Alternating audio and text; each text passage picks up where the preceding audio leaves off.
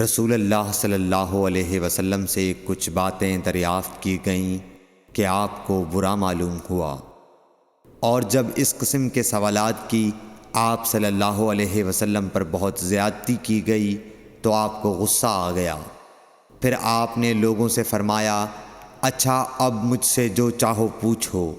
تو ایک شخص نے دریافت کیا کہ میرا باپ کون ہے؟ آپ نے فرمایا، تیرا باپ حذافہ ہے۔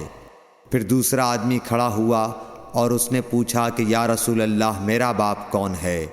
آپ نے فرمایا کہ تیرا باپ سالم شیبہ کا آزاد کردہ غلام ہے۔ آخر حضرت عمر رضی اللہ تعالی عنہ نے آپ کے چہرہ مبارک کا حال دیکھا تو عرض کیا، یا رسول اللہ ہم ان باتوں کے دریافت کرنے سے جو آپ کو ناگوار ہوں اللہ تعالی سے توبہ کرتے ہیں۔ صحیح بخاری حدیث نمبر 92۔